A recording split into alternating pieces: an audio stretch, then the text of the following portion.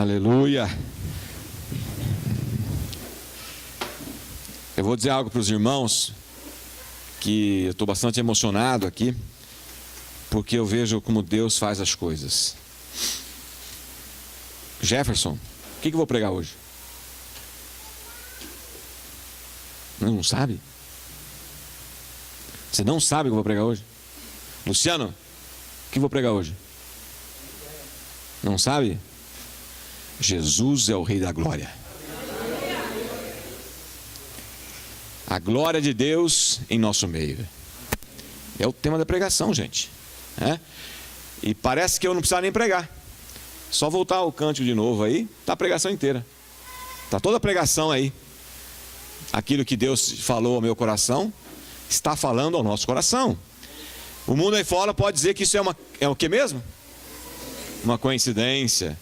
Mas nós vivemos debaixo da providência.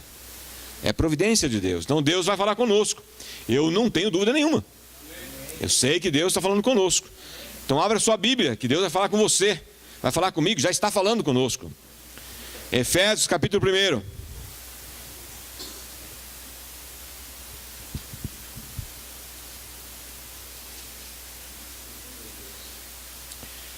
Efésios capítulo 1, versículos 15 a 23.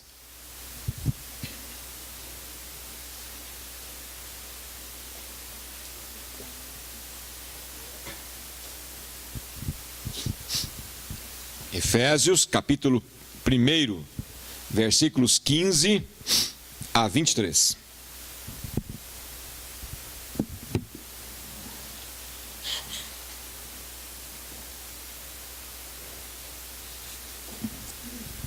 Quem achou, diga amém. Amém. Quem não achou, fala assim: misericórdia, Senhor, eu tenho que aprender mais. Então tá bom. Glória a Deus. Vamos ler então. Depois de cantarmos o que cantamos, né?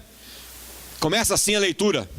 Por isso, também eu, tendo ouvido a fé que há entre vós no Senhor Jesus, e o amor para com todos os santos, não cesso de dar graças por vós, fazendo menção de vós nas minhas orações.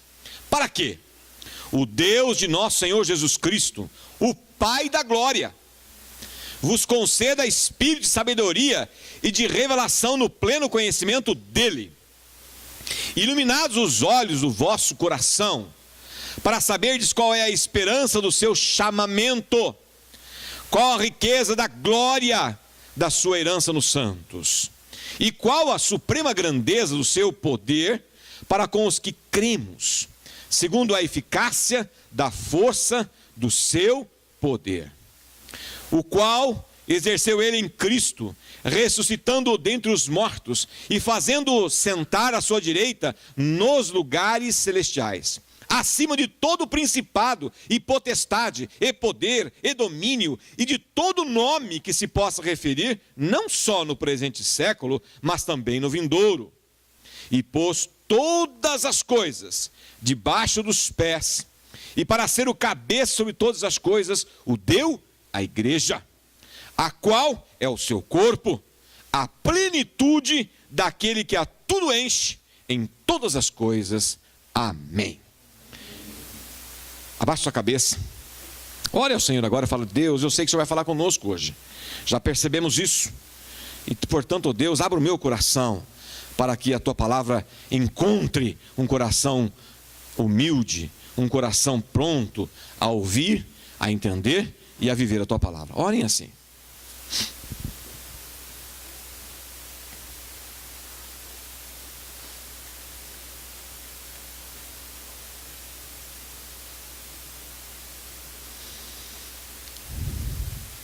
Ó Deus, eu só tenho que lhe agradecer, meu Deus, porque o Senhor fala conosco de maneiras tão impressionantes, meu Deus, e sei que este é o momento do Senhor a falar aos nossos corações.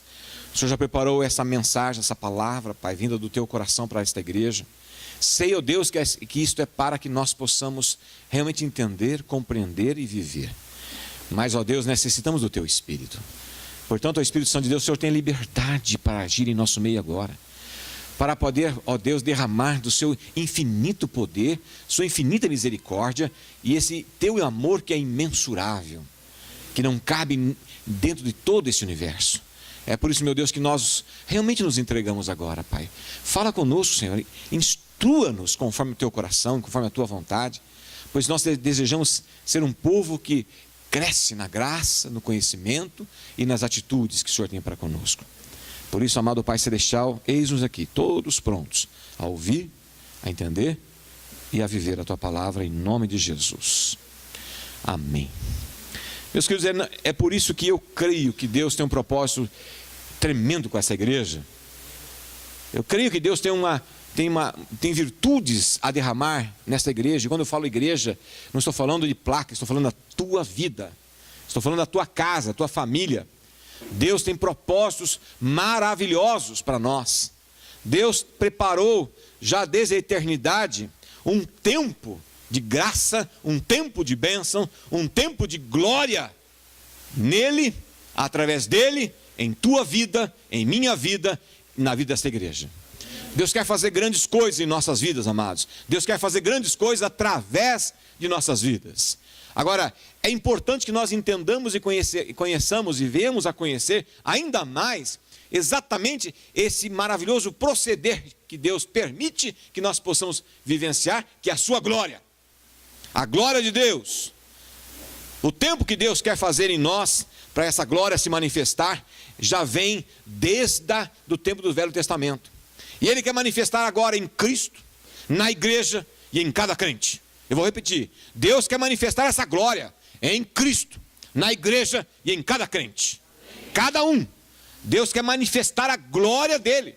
E quando a glória de Deus se manifesta, é impossível que um homem, um ser humano, fique do jeito que está. Permaneça como está. Continue vivendo como viveu. A glória de Deus, ao longo de toda a história, vem mostrando que quando ela se manifesta, ela gera grandes mudanças, ela gera grandes transformações, ela gera realmente um derramar do seu poder, um derramar da sua vontade, transformando vidas, transformando sociedades. Eu creio nisso.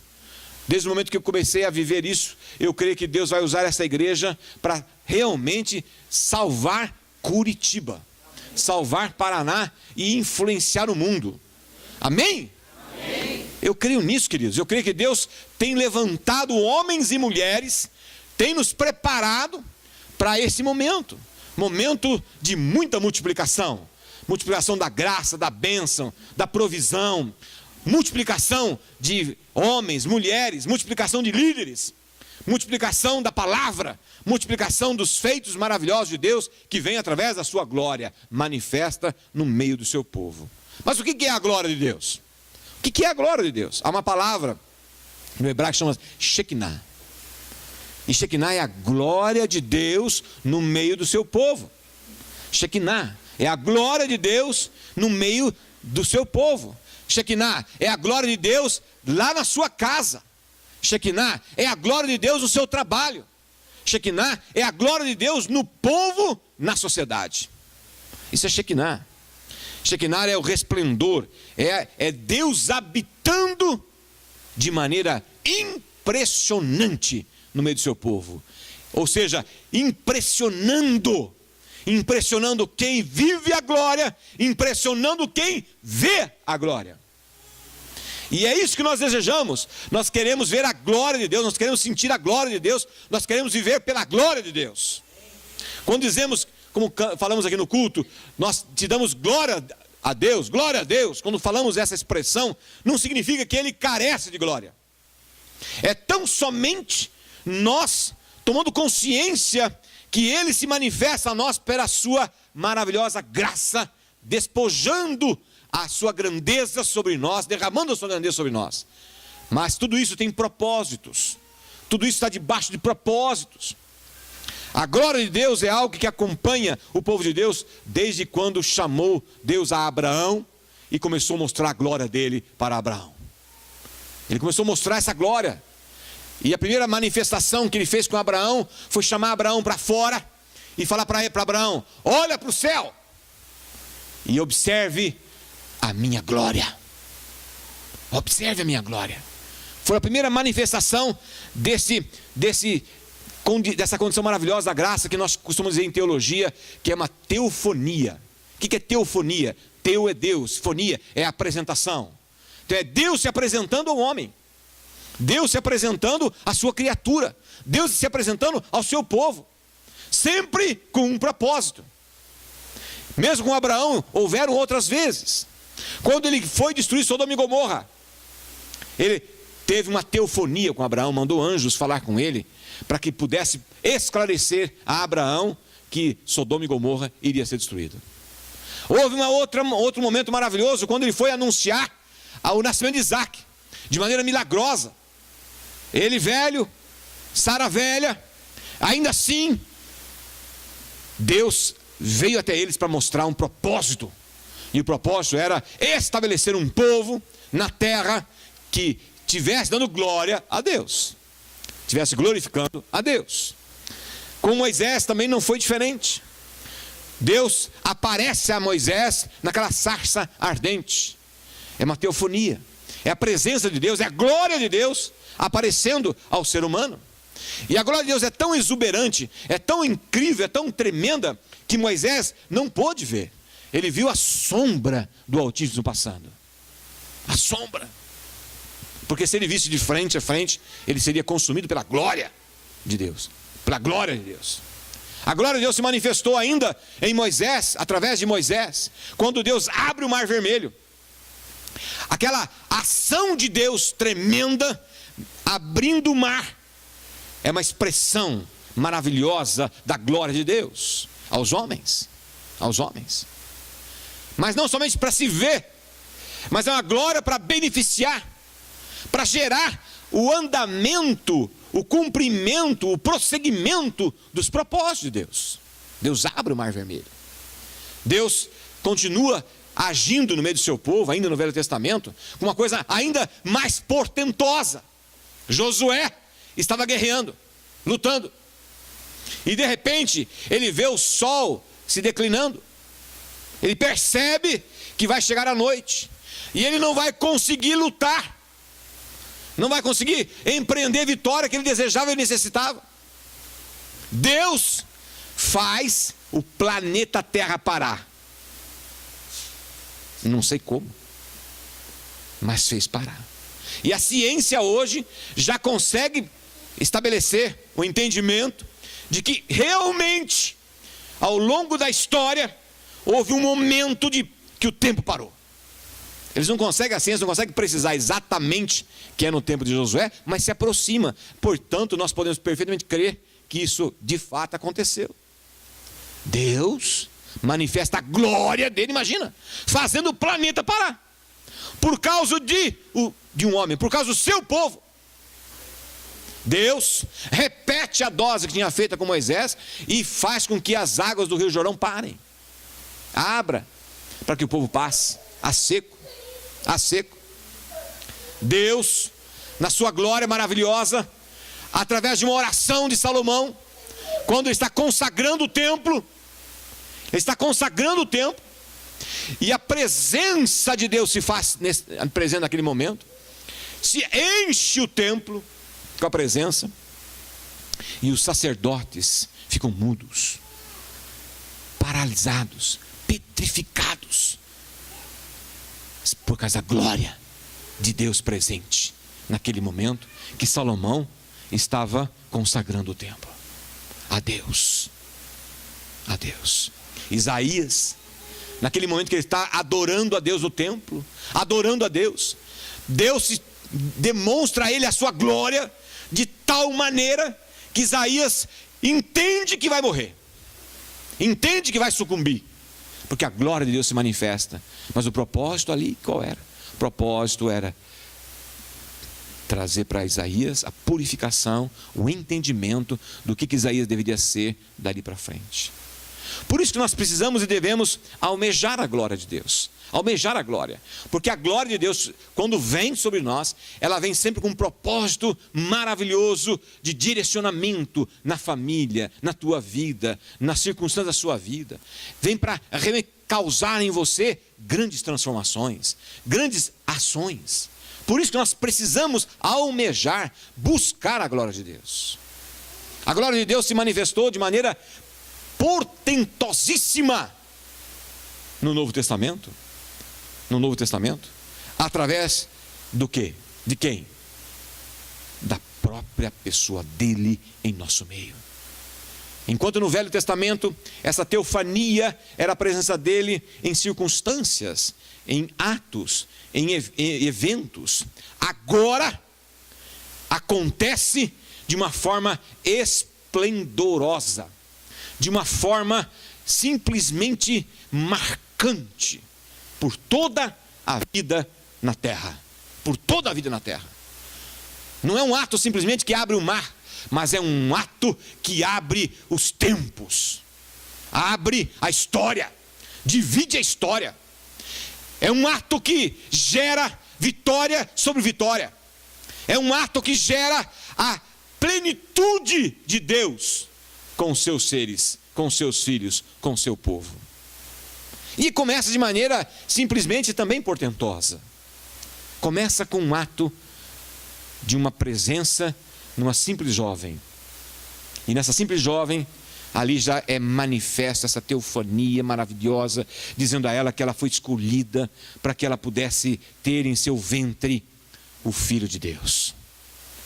Mas se não bastasse somente a comunicação, vem ainda um outro ato portentoso. Ela era virgem e continuou virgem. E ela dá à luz a uma criança virgem. Essa ação de Deus, você vai percebendo que é um crescente. Essa criança chega na terra dentro de um despojamento. A teofania é tão maravilhosa que vem à terra, o Deus Todo-Poderoso vem à terra dentro de um propósito de salvar, de libertar, de curar, de gerar o seu povo com autoridade de novo sobre a terra, que havia sido roubada lá no Éden. Agora, esse Deus poderoso e maravilhoso se faz carne. E é importante compreender isso, queridos. É importante compreender isso, porque a carne é mortal. A carne vive um símbolo do pecado, que é a morte.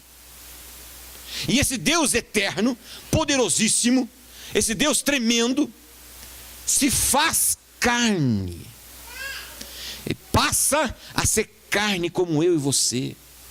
Ele deixa a sua glória maravilhosa para ter sede, para ter fome, para sentir frio, para sentir calor, para sentir uma tristeza no seu próprio corpo quando as lágrimas caem do seu rosto. Ele vive as emoções que você vive, que eu vivo. Ele sai da sua grandiosidade celestial para vir estar num corpo humano. E passa a ser 100% homem. 100% homem. Com todas as questões pertinentes ao homem. É deixar a sua glória maravilhosa do eterno, deixar a glória tremenda de santidade plena, para viver no lugar de um pecador, para viver plenamente como um homem. Essa glória dele é uma glória tão grande que ele morre por você e por mim. Mas não é uma morte qualquer. Não é uma morte qualquer. Não é uma morte que exemplifica a derrota, mas exemplifica a vitória. É a glória de Deus transformando um ato que aparentemente levou Satanás a ter vitória, mas ato contínuo é a vitória. A glória de Deus se manifesta ressuscitando Jesus Cristo daquela situação para transportá-lo para um corpo incorruptível. Corpo esse que por causa da glória vai ser concedido a você e a mim. Que corpo é esse, querido? É o corpo glorificado. É o corpo da glória. O corpo glorificado. E que corpo é esse? É tão impressionante, que ele vai se encontrar com seus discípulos depois de ressuscitado, depois de ressurreto, vai se encontrar com seus discípulos na praia e perguntam: o que vocês têm aí para comer? O que vocês têm para comer? O que vocês prepararam aí? O que vocês têm aí? E come com eles, bebe com eles. Mas ao mesmo tempo, esse corpo não é restrito mais a condicionamento físico, porque ele vem e vai, aparece e desaparece. Não é mais um corpo como o meu e teu, que para poder sair da sala precisa estar com as portas abertas. Ele não tem mais essa conjuntura de estar preso ao material, à matéria. Todavia, comeu e bebeu com eles. É um corpo tão glorificado que manteve as marcas da crucificação. Todavia, é um corpo que não morre mais. Não morre mais. O propósito maravilhoso de Deus é mostrar para você e para mim de que esta glória dele vai transformar você e eu também. Nós seremos todos transformados nesse corpo glorificado dele. Mas o texto que nós lemos, vejam lá comigo, versículo 20 e 21, diz assim, que essa glorificação tremenda dele, o qual exerceu ele em Cristo, ressuscitando dentre os mortos, fazendo sentar à sua direita nos lugares celestiais. Lendo esse versículo totalmente isolado, daria-se a impressão que Jesus está comodamente sentado, aguardando o final dos tempos, para que então se proceda o seu senhorio. Mas os textos que vêm em seguida já nos mostram claramente que não é assim. Esse assentar não é uma questão de conforto, mas é uma questão de autoridade. É o assentar no trono, é o sentar-se com autoridade. O texto nos dá conta que o Deus Pai deu a ele o que vem a seguir. Olha comigo o versículo 21. O qual exerceu ele em Cristo, ressuscitando dentre os mortos, fazendo sentar à sua direita nos lugares celestiais, acima de todo principado e potestade, e poder, e domínio, e de todo nome que se possa referir não só no presente século, mas também no vindouro. Qual é o vindouro? Hoje. Hoje. Portanto, Jesus foi colocado pelo Pai numa posição em que tudo está sob a sua autoridade, quer nos céus, quer na terra. Tudo está sob a autoridade de Jesus. Os principados, as potestades, ou seja, as autoridades das trevas, estão hoje já 100% debaixo da autoridade de Jesus. O planeta Terra, no qual nos guarda, somos habitantes dele, está debaixo da autoridade de Jesus. A sua vida está debaixo da autoridade de Jesus. Sua família está debaixo da autoridade de Jesus.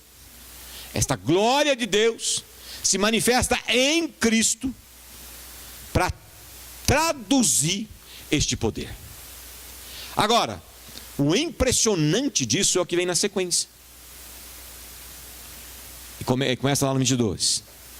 E pôs todas estas coisas, eu acrescentei essa, mas todas as coisas, debaixo dos pés, e para ser o cabeça sobre todas as coisas, o deu a quem? A igreja. A igreja. A igreja, meus queridos, é importante entendermos isso no tempo que se chama hoje, para a compreensão dessa glória de Deus. A igreja é a organização ao qual Jesus é o cabeça, é o general, é o comandante, é o Senhor. Ele é o cabeça da igreja. Mas a igreja somos nós. Somos nós. E ele está dizendo que tudo isso está sendo delegado à igreja. Está sendo dado à igreja. esta glória para a igreja. E a igreja, diz o texto, em Mateus 16, que diz que as portas do inferno não prevalecerão sobre a igreja. Por quê? Por causa da glória de Cristo, que é o cabeça da igreja. E a igreja não é uma instituição, portanto, contemplativa. Não é uma instituição também de religiosidade, de costumes. A igreja não é uma organização para trazer bem-estar para as pessoas. A igreja não é uma organização religiosa. A igreja é um organismo vivo de Cristo.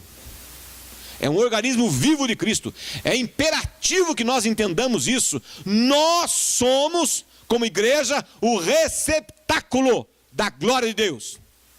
A glória de Deus, hoje, é exercida na terra pela igreja. Pela igreja. A igreja é a organização incumbida de levar a glória de Deus. E o que é a glória de Deus? É a teofania, ou seja, a presença de Deus no meio do povo. É a presença de Deus na terra. A igreja tem a incumbência, a igreja tem a vivência de levar isso nesta terra. A igreja é a organização para destruir as obras do inferno. Bem, aí quando nós olhamos para o contexto do século 21, diríamos que o inferno está sendo vencido ou o inferno está vencendo? Qual é a leitura que nós temos da sociedade contemporânea? Qual é a leitura que nós temos do comportamento da humanidade sobre a terra? Qual a leitura? A leitura que nós temos é de caos, violência, gerando algo que nós já ficamos perplexos, não porque a violência nos gera perplexidade, mas porque a gente cansa de ouvir. A hora que você vê o jornal, outro dia eu comentei com a mesma, falei, não aguento mais ver jornal, porque eu já estou cansado de ver violência. Então a perplexidade não é com a violência, é com o cansaço da violência. A violência está tão enraizada, tão entrincheirada no nosso meio, que a gente começa a perder o senso do que é valor de vida. Não é verdade? Valor de vida. Quando nós olhamos para a questão moral, a questão moral está tão entrelaçada na sociedade atual, que não é moral, é desmoral, é imoralidade, está tão forte, tão emergente em nossos dias, que a gente fica pasmo. Hoje, o relacionamento sexual de jovens, fora do casamento, se tornou normal. Pasmem, dentro das igrejas. Relacionamento sexual fora do casamento hoje deixou de ser aquela coisa que era imoral. Eu sou do tempo que a ação sexual fora do casamento gerava morte, lavagem de honra. Hoje, que honra! Se for matar o pessoal que pratica adultério, vai matar metade da população do mundo. Que honra! Agora, o duro é que nós já não nos escandalizamos mais com isso. Nós não nos escandalizamos mais. Porque é tão trivial que a gente já olha isso e fala, pois é, né? Pois é. O sexo está tão banalizado, mas tão banalizado hoje, que as pessoas têm sexo não porque têm um relacionamento íntimo, mas porque querem prazer. Só isso. Quando eu era menino, haviam aquelas regiões fora da cidade que se chamava prostíbulo. O nome mais popular, zona. é onde ficava os prostíbulos. Tem hoje. Alguém sabe onde ficam os prostíbulos das cidades? Por que será? Por que será? Porque não precisa mais. Não tem necessidade mais. Acabou a necessidade. O processo está tão enraizado no meio da sociedade que acabou isso das pessoas buscarem sexo fora do casamento num lugar. Não que justifique-se. Era errado lá e errado aqui. O erro estava lá no passado e continua aqui. Só que a diferença é que hoje já está enraizado na sociedade. Queridos, onde é que está a igreja? Onde é que está a igreja? Quando nós olhamos para a nossa sociedade política, nós estamos vendo aí um mensalão.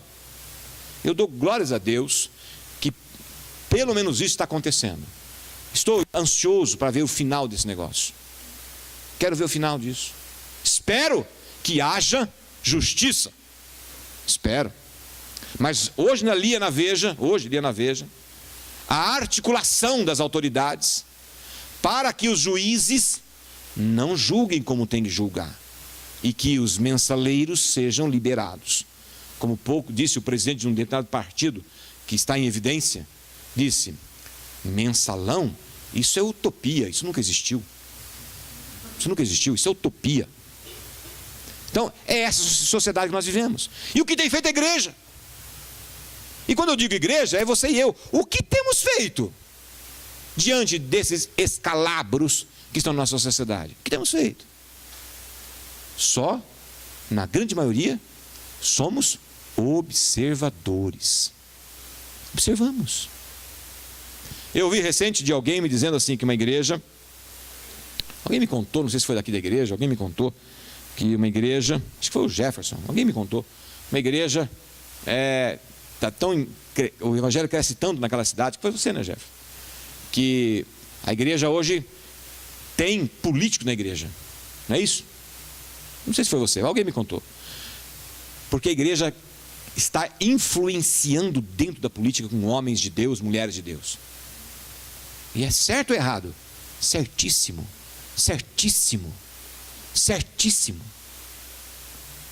Queridos, a igreja precisa marcar o seu terreno, marcar a sua posição.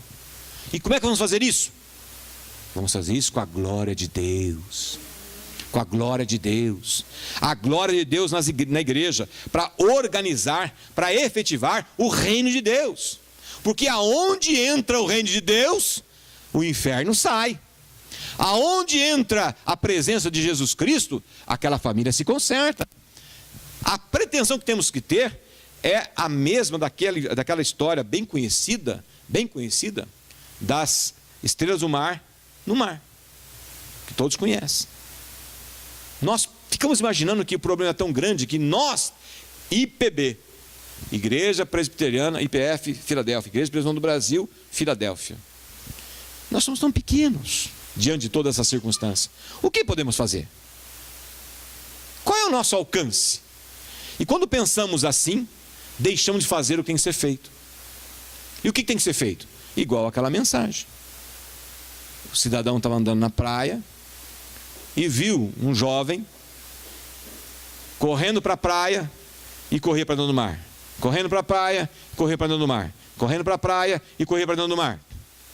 E ele ficou intrigado com aquela cena, chegou mais perto e percebeu que ele estava pegando estrelas do mar e lançando as estrelas do mar para o mar. Havia ocorrido uma maré alta muito grande e na vazante as estrelas do mar ficaram todas na praia e obviamente iriam morrer. Mas era uma quantidade enorme de estrelas do mar, muito grande. E aquele jovem pegava uma estrela e lançava ao mar. Corria de volta, pegava outra estrela, lançava no mar. E assim sucessivamente. Mas a quantidade de estrelas era muito grande, forrando a praia de ponta a ponta. O cidadão que observava disse: meu jovem, o que você está fazendo? Eu falei: estou lançando essas estrelas ao mar. Mas você é um só. E é óbvio que a noite já está chegando. E é óbvio que você não vai dar conta. E é óbvio que a maioria vai morrer. Ele pegou mais uma e disse: Pode ser que a maioria morra, mas para essa vai fazer toda a diferença. E lançou ao mar. Meus queridos, a gente não tem que ter a pretensão de salvar o mundo todo. A glória de Deus através de nós, em nós e por nós, gerando cura, libertação e salvação no mundo. Mas para cada alma que nós fizermos isso, vai fazer toda a diferença. Para cada alma que fizermos isso, fará toda a diferença. Isso é sair do ponto de contemplativo para o ponto da glória. Da glória. Porque cada alma que aceitar a Jesus, nela reside a glória de Deus. Porque o maior feito, o maior milagre que possa ter sobre a terra, não é o mar se abrir. O maior milagre que tem sobre a terra, não é a terra parar. O maior milagre que tem sobre a terra, é uma alma sendo salva. Esse é o maior milagre. Maior milagre. Portanto, quando nós olhamos para Moisés, e quando ele pega aquela vara e bate no mar, e o mar se abre, nós ficamos todos assim. Que milagre, que coisa portentosa. E pensamos imediatamente, eu jamais farei isso, é claro. Mas se você levar uma alma aos pés de Jesus, uma alma, é maior do que todos os milagres que já foram feitos na face da terra. Uma alma. Uma alma. Portanto, a glória de Deus, quando se manifesta no meio do povo, no meio de uma casa, no meio de uma pessoa, dentro de uma pessoa, há transformações, há grandes mudanças. E por fim, a glória de Deus precisa estar de fato, de verdade, em cada crente. É na igreja, mas em cada crente. E aí, temos que pensar de uma maneira bem prática. Bem prática. Como é que essa glória se manifestará na sua vida? Bom, o pessoal das células tem aprendido 4 exercícios que vamos fazer aqui. 4 exercícios vamos fazer aqui. A glória de Deus se manifesta na sua vida quando ela é uma glória que é visualizada, direcionada para cima. Levanta os seus braços assim para cima. Os 2 braços para cima. A glória de Deus na vida do crente é para cima. Para dar glórias a Deus. Para dar glórias a Deus, para adoração a Deus. Para adoração a Deus. A glória de Deus se manifesta assim. A segunda forma da glória de Deus se manifestar é para dentro. É para dentro, faz assim, para dentro. Para dentro. É a glória de Deus causando em você santificação, purificação. É causando em você o impacto da palavra, o impacto da pregação, o impacto do entendimento. É a glória de Deus que faz isso. É a glória de Deus que te dá sabedoria. É a glória de Deus que te dá instrução. É a glória de Deus que te deposita fé. Porque sem fé é impossível agradar a Deus. Sem fé é impossível operacionalizar-se os milagres. Sem fé é impossível ver libertação, cura e salvação. Portanto, é necessário que haja a glória de Deus para dentro de mim. Para dentro de mim. Eu tenho que ansiar, eu tenho que desejar a glória de Deus aqui dentro. Aqui dentro. Mas o terceiro ponto é para que a glória de Deus se manifesta assim. E assim significa comunhão com os meus irmãos. Comunhão com os meus irmãos. A glória de Deus é a glória que tem que se manifestar na sua vida, mas na vida dos teus irmãos. A palavra de Deus diz e nos chama a atenção que nós temos que primeiro atender os da casa. Nós temos que atender os do reino. Nós temos que nos interessar por nossos irmãos. E todas as vezes que você vai na direção do outro, a glória de Deus se manifesta em você e através de você. Toda vez que o seu coração se abrir para o outro, toda vez que o seu coração se abrir de amor para o seu irmão, entenda e compreenda que a glória de Deus se manifestará em você e você será revestido de poder. Porque o texto está dizendo aqui, queridos, olhem comigo. E pôs, 22, e pôs todas as coisas debaixo dos pés, e para ser o cabeça sobre todas as coisas o deu à igreja, a qual é o seu corpo, a plenitude daquele que a tudo enche em todas as coisas. A plenitude de Cristo vem sobre você. Quer mais glória do que isso? A plenitude de Jesus, a plenitude de Deus sobre você, vivendo em você, operando em você e através de você. Quer mais glória do que isso? Mas para que essa glória se manifeste, ela precisa ser altruísta e não egoísta. O que é altruísta? É voltado para o outro, é voltado para o meu irmão, é voltado para a igreja, é voltado para a obra que Deus me escolheu para que eu viva esta obra e faça essa obra. Esta é a glória de Deus. E por fim, as mãos assim para frente. Para frente. Para frente significa evangelismo, para levar palavra de salvação, palavra de cura, palavra de libertação. Por isso, a glória de Deus se manifesta para o alto, para dentro, para os lados e para frente. A glória de Deus se manifesta para o alto, para dentro, para os lados e para frente. Esta é a igreja atuante. Esta é a igreja que não é contemplativa. Esta é a igreja que fará toda a diferença. Esta é a igreja que vence o inferno. Esta é a igreja que desbanca o diabo. E esta é a igreja que cura, liberta e salva em Cristo, por Cristo e para Cristo. Amém.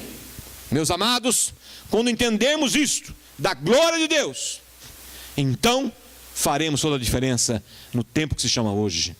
E quando Deus nos chamar, poderemos dizer: Deus, lutei o bom combate, vivi os propósitos do Senhor, e estou aqui conforme o teu mandato.